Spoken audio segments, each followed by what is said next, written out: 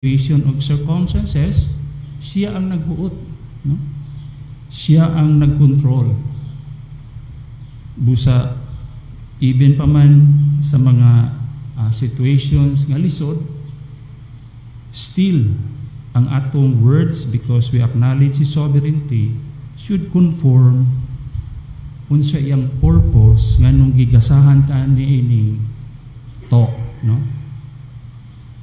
So we have taken up unsa ang meaning sa sovereignty as described ni Paul Tripp sa book War of Words.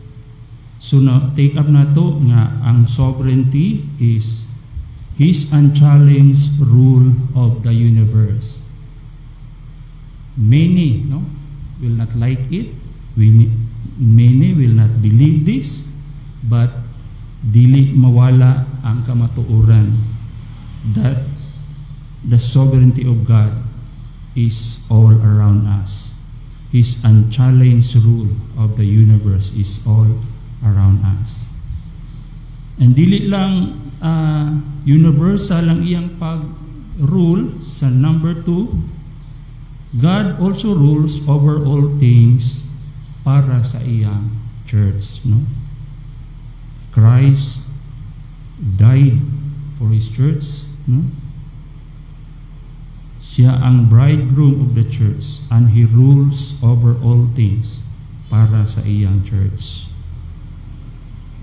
Ug dili lang kana, even sa atong mga specific details sa atong kinabuhi, God rules over the specific details of our lives.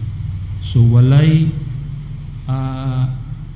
gilaktawan nga panghitabo sa atong kinabuhi nga dili in control sa Ginoo. And then nakita nato that a life of godly communication, no? Nag-ugat gid ni siya.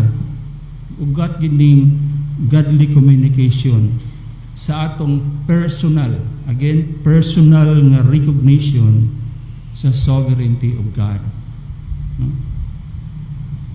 Sama sa atong pag-recognize sa leader sa Thailand, kung mag-speak ka against sa ilang king, even slight nga pag-isgot nga dili maayo is equivalent to jail, no?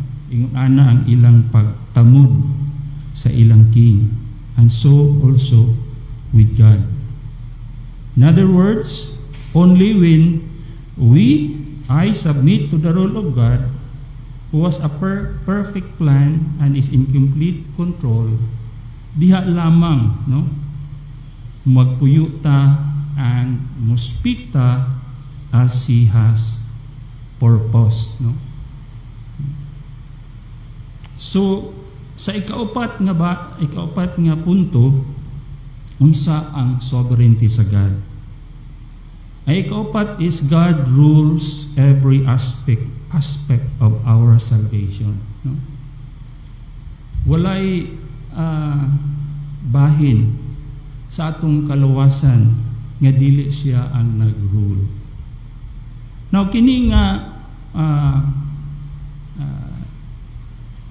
definition or description ni Paul Tripp, and according sa balaang kasulatan usab, usa ni sa mga controversial nga aspect of God's rule in the church, no? In fact, again moingon nga yes, ang kaluwasan is grasya na sa Ginoo, fully and completely grasya sa Ginoo. But when it comes, no, sa rule sa atong kaluwasan, maingon ang uban, like we have studied sa atong Sunday school with our pastor, others will claim na faith plus work. Pero sumala sa atong na tun-an, Every aspect, walay gilaktawan sa atong kaluwasan. God rules our salvation as every aspect. Although controversial ni siya, ang scripture, as we have studied sa atong Sunday school, klaro kaayo nga iyan ning gi-proclaim, no? Kini nga kamatuoran. In fact, mao ni ang basis nato ang sovereignty, nga ang mga tinuod nga believers secure sila sa ilang secure ta sa atong kaluwasan, no? Tungod sa sovereignty sa God in every aspect of our salvation. Dili mapalpak ang God, no? Dili siya magkasayop, di siya magkamali. Mauni ang atong gihawiran usab nga security. Because God will not fail in saving His people. Ug kini nga kamatuoran, no? Will laid waste kung naa may nahibilin nga mga traces or remnants. No? Kung ato ni siyang ma-embrace kining sovereignty sa God in every aspect of our salvation, kung naa may mga traces or remnants of our reliance on human power when it comes to atong salvation or sa atong performance, no? Sometimes siguro makaingon ta nga maayo naman kay akong binuhatan. Siguro dawaton ako sa Ginoo, no? Daghan ang ingon niini. Or atong goodness, ang atong self-sufficiency, kung naa ni siya nga mga remnants. If we embrace this truth, this will all laid to waste, no? Wala ni siya hinungdan tanan, sama sa gingon ni Paul. It's all but rubbish. Ug ang tinuod nga worship begins if we grasp the sovereign grace of God, no? So ngayon yun nga atong mahibalan, atong masabtan ang sovereignty sa God, because this will fuel us to give a worship, no? That God so deserve. Ang atong kaluwasan nag-exist on the rock of His will, no? So munang secure ta. Will sa Ginoo, no? Wala siya nagsalig sa unsa man iyang nakita sa ato, but it is in His good will and pleasure nga iya tang giluwas, and that's the rock that we stand on.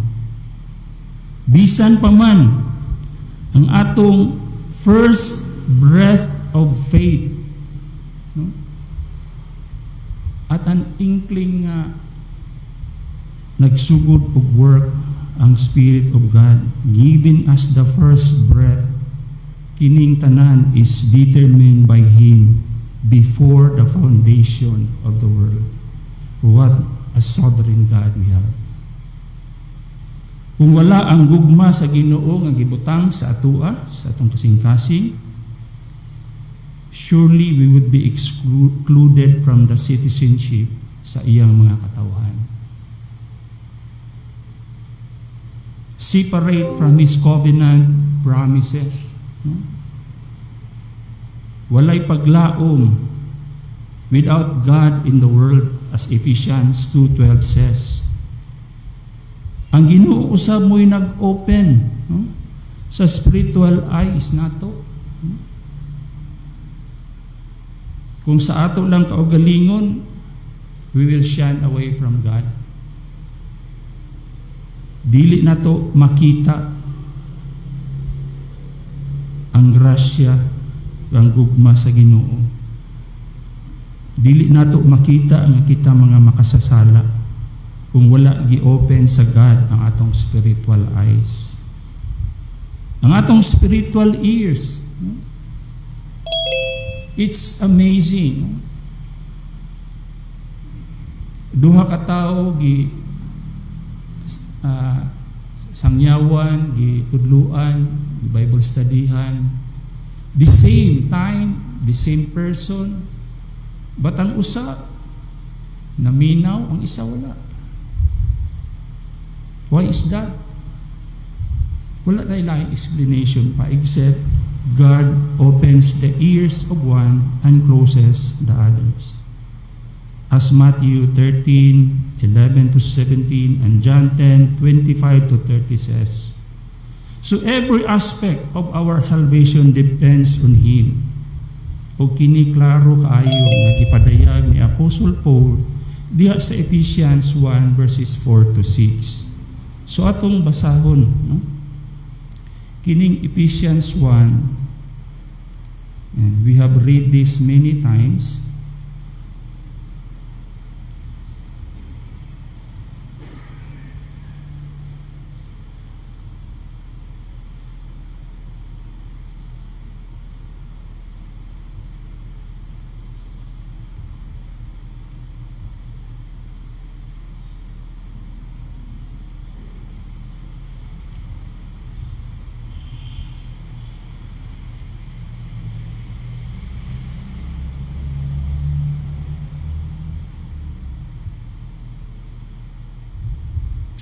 Ephesians 1, 4 and 6. Just as He chose us in Him before the foundation of the world, that we would be holy and blameless before Him. In love, He predestined us to adoption as sons through Jesus Christ to Himself, according to the kind intention of His will. For what? To the praise of the glory of His grace, which He freely bestowed on us in the Beloved. So, it's so clear, no? Ang pagpadayag ni Paul nganhin ang atong salvation truly depends on God. So mao ni ang bottom line yun of our communication. Mao ni ang first and highest goal of all our talk. Nga ang atong words would reflect on an attitude of worship. No? Ang mga pulong nga magawa sa atong baba should reflect an attitude of worship that recognizes our utter dependency on God for salvation. Kung sa atong natun-an, God chose us, called us to Himself. He breathed life into us so that we could see and believe. Siya ang nag-justify sa atua ug nag-adapt into His family. Dili lang kana, ang God daily works to sanctify us. And He will take us to glory, as we have read. In other words, it's all of Him ang atong kaluwasan. So, kung ato niyang ma-realize, in this realization, we will come a life of communication that benefits others and honors Him. Nakadawatan niining grasya nga dili ta angayan, so angayan lamang nga we will use this gift of words para maka-benefit po sila ang others who are not yet in Christ, so that more glory will be given to our God that will honor Him. So God rules in every aspect of our salvation. Dili lang kana sa number 5, God also rules over circumstances for our sanctification. No? Siya ang nagdubala sa mga circumstances para asaman. Para ba ma-depress ta? Para ba mag-uulta? Dili. No? Pero para sa atong sanctification. In fact, wala na siguro yung mas importante pa. nga anang panglantaw ba, no? Anang panglantaw sa atong inadlaw-adlaw nga pagkinabuhi gawas ni ini. Nga sa matag sitwasyon atong ibutang sa atong nahuna, ang Ginoo mao gyud ang naglihok ining tanan. Para asa man? Para sa atong sanctification, para makonform ta sa image of His Son. Mga tanang panghitabo sa atong kinabuhi. Kung ikaw Kristohanon, ang Ginoo naglihok din, iyan ning gigamit para mahisama ta sa image of the Lord Jesus Christ.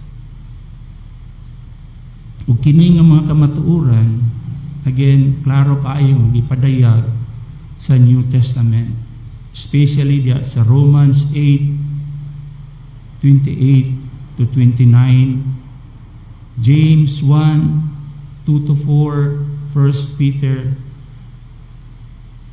1 verses 3 to 9.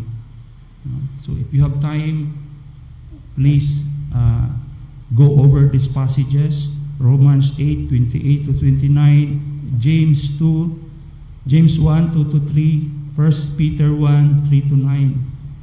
Now, kini dinhi nga mga passages, there's nga managsama nga mga punto nga gisgutan dinhi.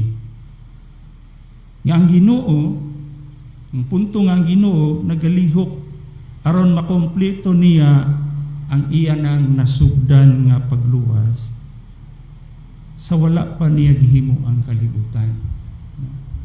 Giklaro diri nga ang Ginoo galihok gayud so that ang atong sanctification will be complete.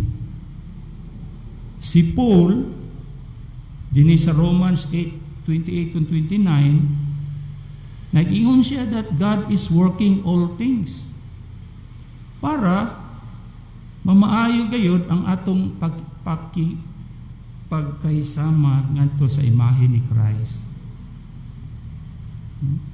Walay kulang, dili hilaw, dili sunog, tukma gyud, no? Aron may tukma gyud ang atong kinabuhi, makonform gyud siya sa image of the Lord Jesus Christ. Dinhi pod sa James 1:2 to 3, nag-ingon po si James nga dapat nga bisan pag mga naatay mga pagsulay, kalisdanan, trouble sa atong kinabuhi nga moabot, ato ning dawaton nga still nga doon nagyapoy kalipay. Pangutana nga no man, because mausab kini ang gamiton sa Ginoo to complete us, to complete this work in us. Sama usab kang Peter, ingon siya, we can view trial as the means by which we receive kining goal of our faith, which is ang salvation of our souls. So, dinhi sa tulo ka passages, makita gyud ang sovereignty sa God. Sovereign ang Ginoo sa tanang circumstances sa atong kinabuhi. Pandili lang kana. Ang scripture usab nagsulti nga kini nga mga circumstances usa sa mga principal nga pamaagi aron ang Ginoo makaproduce sa iyang giandam ng daan alang sa atong kinabuhi.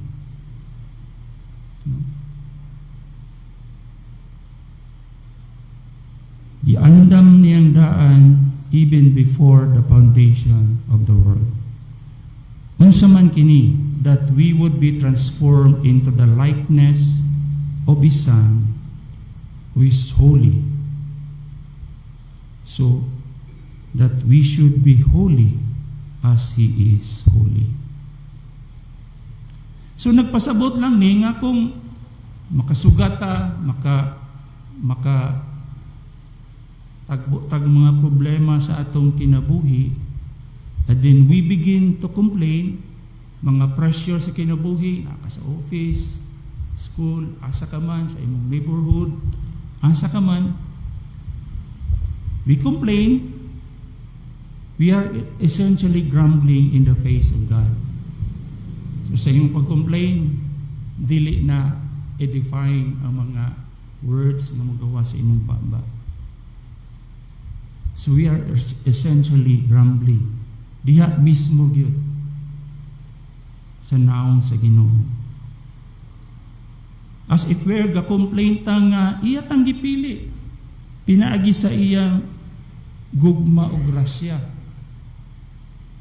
As it were, ga-complain ta nga iya tang gibutang sa mga sitwasyon. Diin unta, iyang gidesign to make us holy people.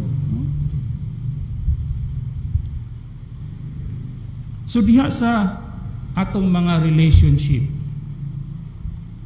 sa family, husband and wife, parents, children, relatives nga nasa inyong panimalay, sa mga circumstances nga atong mabagatan, atong matagbuan sa atong kinabuhi while nag-journey ta nining kalibutan.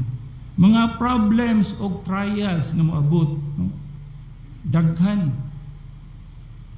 Mga panahon nga kanang dunatak masubo ta, no? Mag-suffer ta. All come from God's hand. In fact, mao ni ang mga one of the timaan, mga timaan ni siya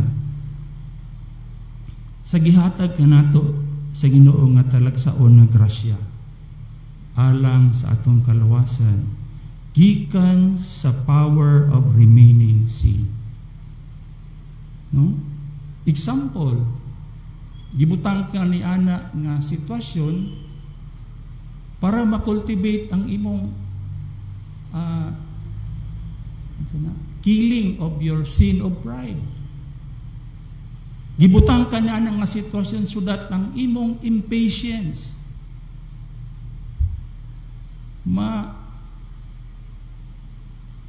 solusyonan, mahatagan sa solusyon. Daghan pa atong mga kinaiyahan nga kung atong sutaon, atong i-examine kini nga sitwasyon, kung imong i-look back kadto na unta mo'y maghatag ka na kog timaan nga I should have caution sa akong pride. I should have nip sa bud when the ugly head of pride comes out. Pero kalabanan, we complain, we grumble. So let us consider always nga niining mga circumstances behind it naa ang presensya sa God of love. Naa diha ang presensya sa God of love. Bisan pa manguingon ta nga grabe na gining tawana, grabe na iyang pag-insult ko nako. Let us always remember that the God of love is present in us. In fact, wala siya'y hunong sa paglihok to make us holy, to sanctify us, to take away from us the remaining power of sin. So dapat, dili complaining ang legitimate response nato sa mga circumstances. Rather, it should be praise that comes from a heart of worship. Imbis na moingon ta nga kalimtan naman gid ko sa Ginoo aning sitwasyon na murag wala naman ang Ginoo sa ako,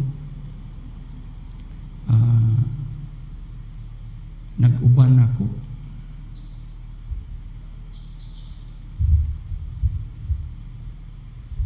But in fact, kini nga mga circumstances shout at us that God has remembered us and will not leave us hangtod nga ang iyang work in us is complete. Kung tinuod ka nga anak sa Dios, dili ta pabayaan sa Ginoo. Bisan pa man sa mga sitwasyon nga mingon ta nga grabe na gini nga sitwasyon, just always remember that the God of love is present with us. So, really understanding this will do much to alter the way we talk. Dili ba? No, kung naani permi sa atong kung i-embrace na ni naani kanunay sa atong huna. Instead of talking back hurting words sa imong igsuon, sa imong anak, sa imong spouse, taking up a deep breath, pausing for a while, asking God, then our talk,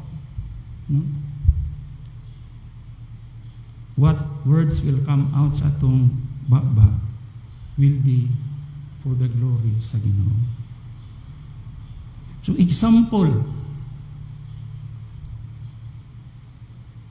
na kung nami kaila ni Rose Higala just recently, in fact nasulti na ako ni Diri, kuhan siya nga kuhan gid siya kanang schedule oriented person. Ano bang in every situation sa pagmata pala dapat nakakalendar na ang tanan, dapat nakaplano na ang tanan, nakahanay na ang tanan, ng mga buhatonon niya, o kinahanglan nga doon na siya buhaton, iya gining buhaton, dalion niya, aron mahuman. Sa matag adlaw ni, no mo ni iyang routine according to her, according to that friend of ours.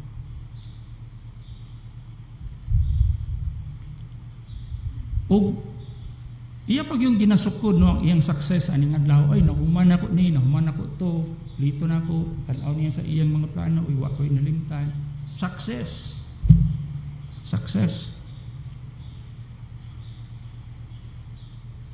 However, sa dihanggi nagsabot sila sa iyang best friend padto sa lain nga lugar, dito man siya sa lain hapsay, dito niadto siya iyang best friend, exactly opposite sa iyang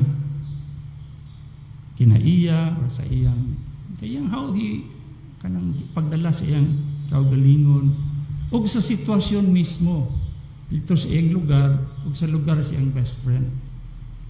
So katong tanan niyang mga gustong buhaton kada adlaw, dili na mao exactly gid opposite. Walay hipos, wala lisod magsakay, lisod. So nahimo na noong dunay bahin ng ilang pagka-best friend. Both friends confided to us nga ingon anak unday na siya. So pag dili matuman according as plan, dali ra ma-frustrated sa tao, mga butang o mga situations. So kung kita Kristiyano dapat dili man ani. Dili nato malimtan nga God is focused not on success of my day and your day, but on the godliness of my and your character. Focus ta kayo sa result. But God is committed to process na mahimo tang holy. In my anger, sa akong frustration, sa akong impatience, sa akong pride,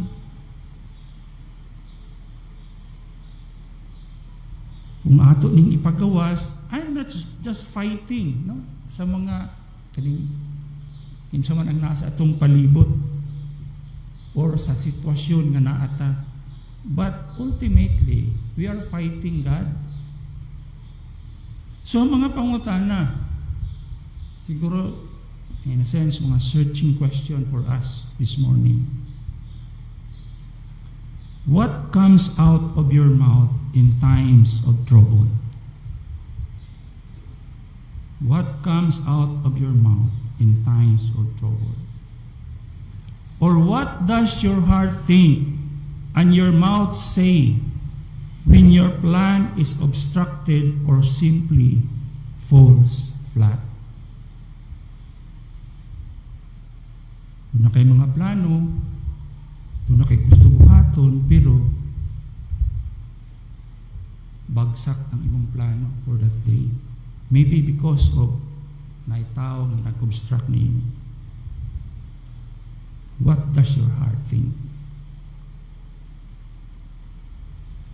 Or how do you respond when people fail you or don't do their part?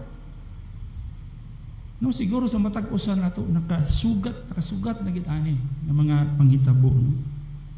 Nga dunay mga tawo nga mao ang tani imong expectation sa iya, but she or he fails you.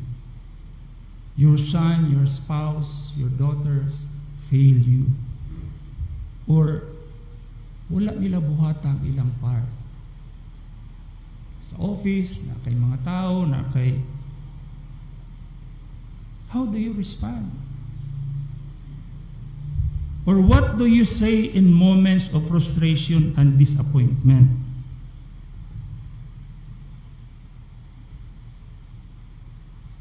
I was working sa RCP before. I really experienced mga words, mga bad words nga gabi mo kuwas gid sa baba, no? Kung ma-frustrated akong co-workers, akong boss, kung ma-disappoint sila, cursing, tanan nila madunggan mo, pamalikas. Or how do you respond when you face the totally unexpected? Kang sitwasyon, wala gini mo damha. Mo na yung mahitabo. And it cause you trouble. Especially sa mga nag-drive na to, no? Sa traffic. Kalit lang. Habaw ka nga siya agad mo isadaan. Siya pa'y nasuko din mo. Gusto pa ka nga pabayro niya. How do we respond? Or how do you react toward those who seem to stand in the way of your schedule and plans? No, very common sa mga boss, sa mga heads. Doon na kay, of course, no? Doon na kay mga plano because ikaw gud ang head. Something is expected of you sa imong admin. Pero how do you react? Grabe nang ang dagan sa imong unahuna, sa imong mga plano nga ma-execute lang ni. Mo gini ang kalabasan, but somebody stand in the way of your plan. How do you react? Or how do you respond when your brightest ideas and best efforts fall apart? Sa imong pag-evaluate sa mga sa sitwasyon, sa imong plano, maayo na gid kay to siya. It will give you the best results because it was your best and brightest idea and your best effort. Pero it falls apart. Unsa man ang hinungdan? How do you respond to people around you? No, dunay panultihon bitaw nga moingon nga ayaw dalha imong problema sa balay dinhi sa opisina, no? Kanunay na ko na madunggan sa while I was still working. Ayaw dalha diri. Doon na siya plano sa iyong pamilya, ayaw na kaayo. Grabe ang iyang respond. Iya pag yung gidala dito sa office. Or how do you react to trials that don't seem to be your fault, no? As I have said. Dunay trial, trouble kani abot sa imong kinabuhi, pero as you ponder upon it, as you analyze it, as you look back to it, dili magito akong sayop. Sayop magito ni wife, sayop magito ni husband. Dili magito ako. How do we respond? Unsa may unod sa imong mga pulong nga imong gibuhian ngadto niya ng tawanan? Or do your words acknowledge the sovereign plan of God over all of your circumstances for your situations?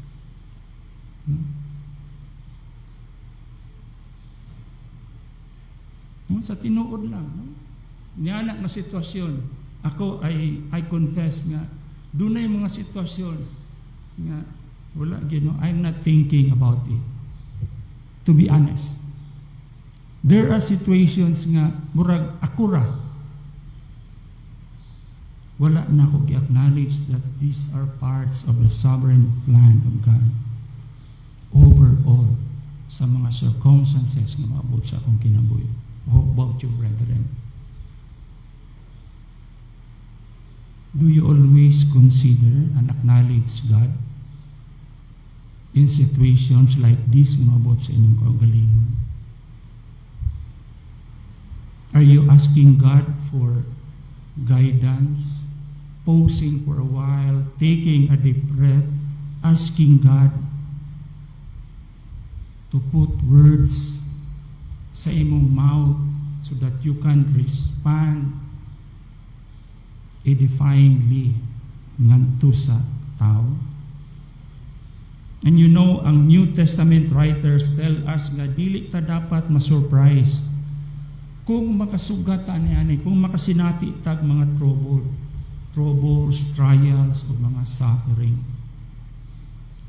In fact, they tells us, no, kani mga New Testament writers, nga dili ta dapat mag-conclude dayon nga gikalimtan na ta sa Ginoo.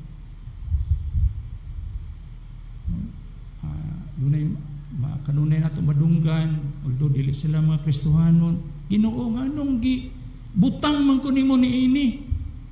Unsa may akong sala, Lord? No, mo na ilang pulong. Far be it from us, brethren,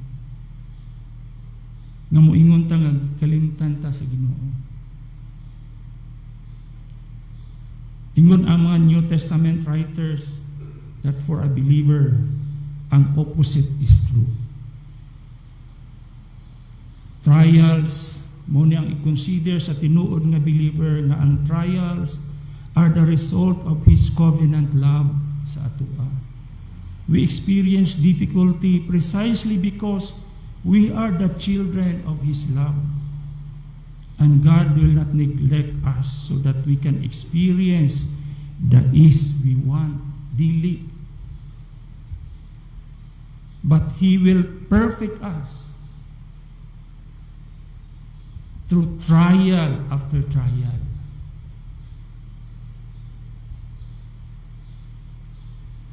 Muni ang crucible na gigamit sa God. Trial after trial so that the pure gold of your heart will come out. But in reality, no, bisan kita mga God's people, mag-struggle ta with this truth. Take the case no, sa Israel. When Israel was trapped sa Red Sea, and then nagkaduol na ang mga Egyptians behind them, diya sa Exodus 13, nagsulti nga their situation dili siya accident nga niabot sila dito sa Red Sea. It's not by accident. Or dili sa to result nga dili maayo ang pagplano ni Moses para sa ilang exodus from Egypt. But it was the plan and provision yun sa Ginoo. No, sa chapter 13 of Exodus. In fact, magtanaw ka sa mapa, wala man sila ni Agi dire, no? Nga, mubura mo ito nga ruta from Egypt to the Red Sea. Nga nung dinhimagid sila ni Agi. Paingon sa Palestine. But God knew nga dili sila spiritually ready. In fact, gisulat ni Moses sa verse 17 of chapter 13, "For God said, if they face war, they might change their minds and return to Egypt." So mao nga gipaagi sila didto sa laing nga route. Hangtod nga makaabot sila sa Red Sea. Apan dili lang kana. Giharden pagyud sa God ang heart sa Pharaoh. Para gukdon sila, lutuson sila, di na sa Red Sea. No, nga wala na sila kadaganan yun. Kay Red Sea, di na dire ang mga Egyptians, wala na, they are trapped. Pangutana, why? Sa verse 4 of Exodus 14, ang tubag, alang sa himaya sa Diyos, ug aron ilhon ang Ginoo sa mga Egyptian nga siya ang Diyos ug wala nay lain. No muna ang katuyuan nganong didto gyud sila.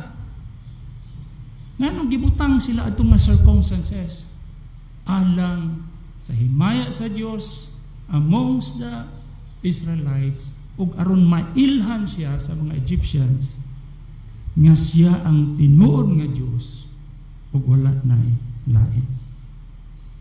So sa tibuok ng mga circumstances nga nasinati sa Israel, si Jehovah is in control. Ug iya kining gituyo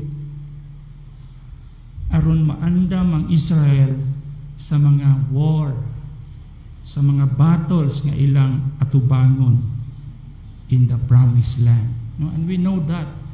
No? Nabasa nato na how God commanded them to conquer, to fight against, to cleanse Canaan. Grabe ang war nga ilang nagian. Kung wala sila ni Agi ni ining nga circumstances nga mahadlok sila, magkalisod-lisod sila, dili sila mabansay. Aron magmadaogon sila sa war sa Canaan. Apan giunsa sa mga Israelite pagtubag ang Dios. Sa verse 10 to 12 Exodus 14, unsa man ilang giingon? Let us read Exodus 14, 10 and 12. Siguro maayong basahon nato ni. Exodus 14, 10 and 12.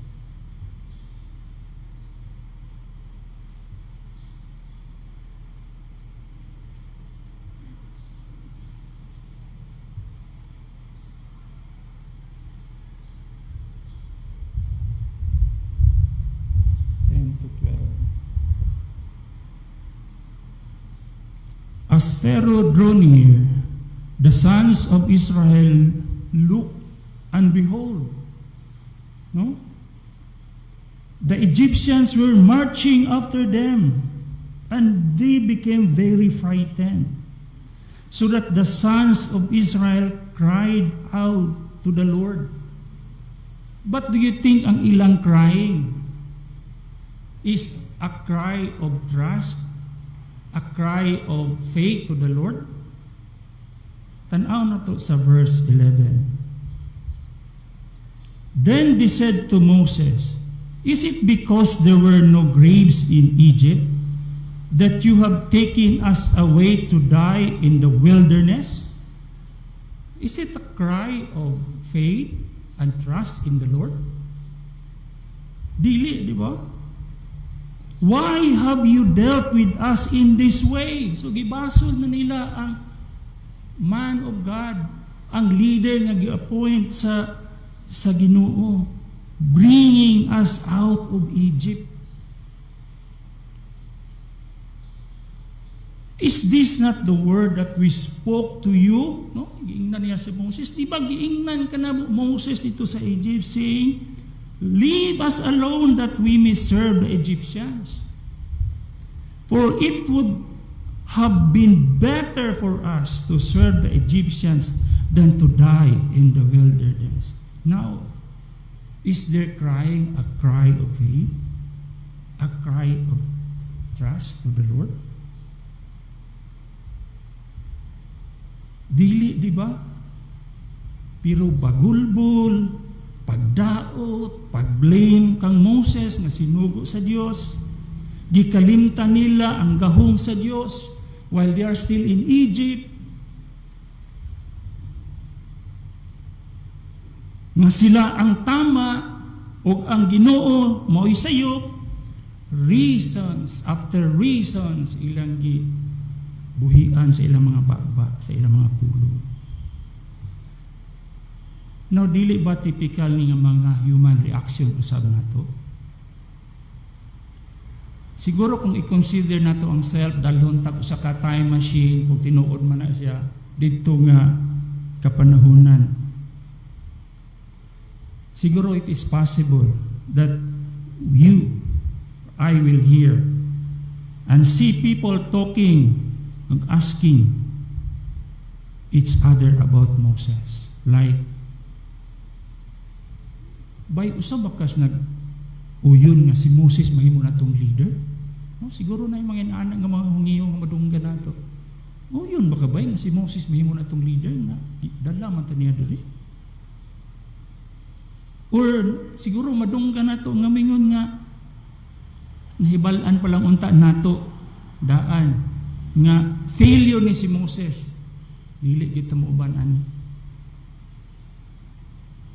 Or siguro mo ko ang madunggan nato ang complain sa uban, ano man nga wala nato nakita, na klaro naman unta nga kaniadto nga dalhon lang ta ni Moses dinhi sa kagubot or problema. Siguro ato ning madunggan kung naata didto. And ma-observe nato nga it seems nga wala sila awareness nga ibutang sila sa Dios in that circumstances, dili ba? No? Matong basahon ang pulong nga ilang gikuan.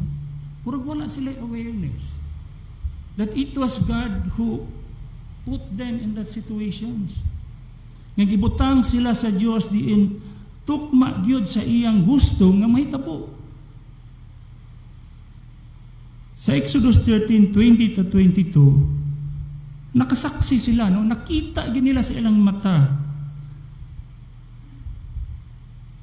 ang pillar of cloud sa buntag ug ang pillar of fire sa gabii.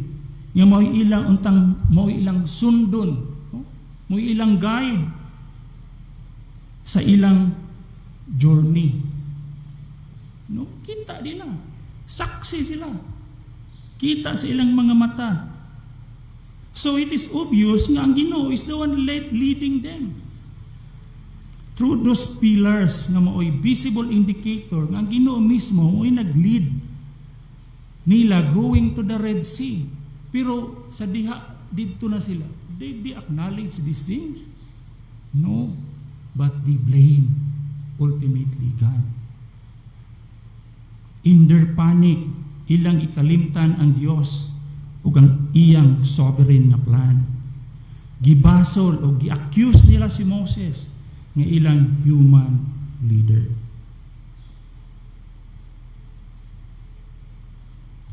Apan, if we go over, think about it, manotice nato diri sa passage nga kadtong trial nga diin gibutang sila sa Dios ni resulta gyud exactly as God had purpose para sa iyang katawhan. Exodus 14:31. Let us read this passage. Exodus 14:31. Dinhi makita nato nga exactly gyud, no? Ning gawas ang unsay purpose sa Ginoo alang sa iyang katawhan. Exodus 14:31.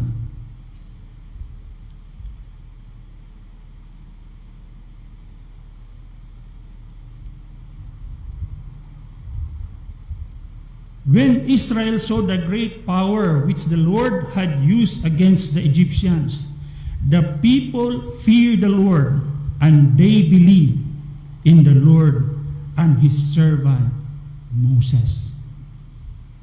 Di ba? Exactly yun. Sa katuyuan sa Diyos.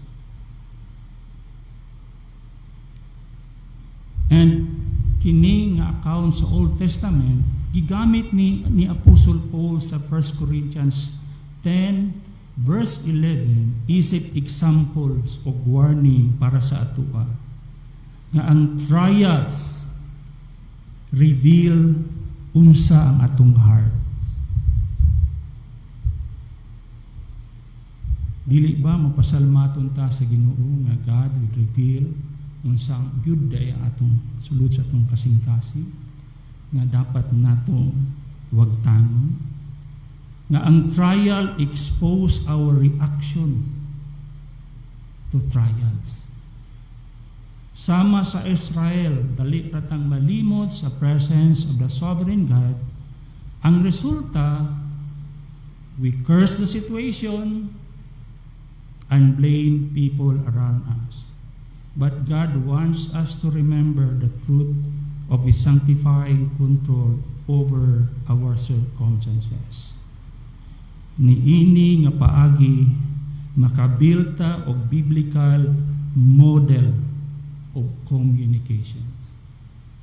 If we embrace this truth, we can build a model of biblical communication. Dili ta hasty sa atong words. Dili ta haphazard, madali-dalion nga magpagawas og pulong sa atong mga hurting words. We will learn to pause for a while and cry out take a deep breath and cry out to the Lord in that very situation.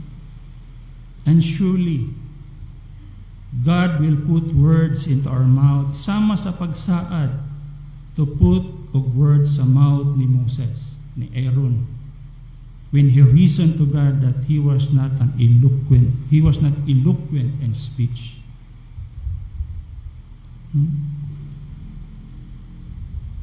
Ibutang ta sa mga tough neighbor or kanang neighbor bitaw nga very rough and violent kayo. Siguro I have told you this, aming neighbor best friend sila sa una pero nahimo gid silang grabe nga magkaaway, or na kay demanding boss, na kay insubordinate nga subordinates, or people who stand against your plans, na kay mga oversensitive and irritable nga mga loved ones, office mates, peers, na diha ang mga amigo nga very controlling kayo sa imuha, na kay unthankful child, rebellious child, sometimes insensitive spouse, mga unexpected accident, no? Will we grumble against God of all these things? When we know that God is a sovereign God, would we magbuhi batag mga pulong nga sakit, makadaot, bakak, pagdaot sa ubang tao, tungod kay naa ka anak nga sitwasyon? Now, kung kita tinuod nga Kristohanon, these are all tools of sanctification in the hands of the Lord.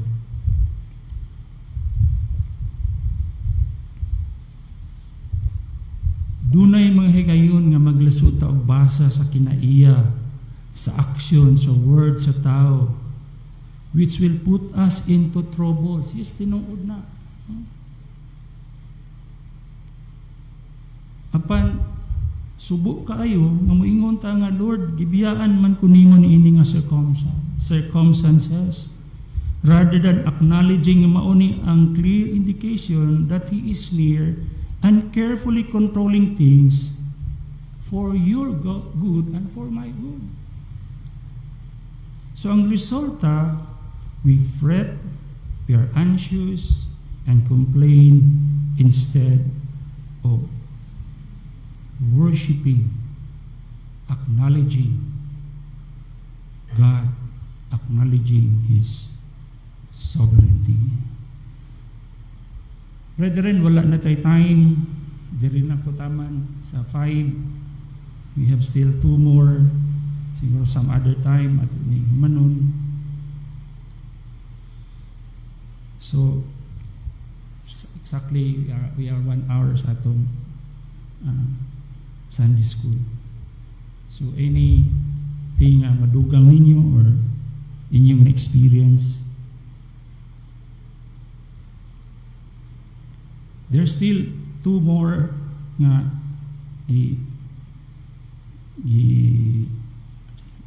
describe ni Paul Tripp unsa gid ang sovereignty sa God, especially sa ato. So kung wala, let us pray. Ginoo, Lord, salamat kaayo that you are our sovereign God. Walay butang, Ginoo, matagotlo sa among kinabuhi. Wala ka nasayod. Walay mga panghitabo sa among kinabuhi. Gikan man, Ginoo, sa mga gagmay o hangtod sa mga dagko na panghitabo, mga circumstances, nga dili ka in control. Ang tanan, Ginoo, imong gimutan.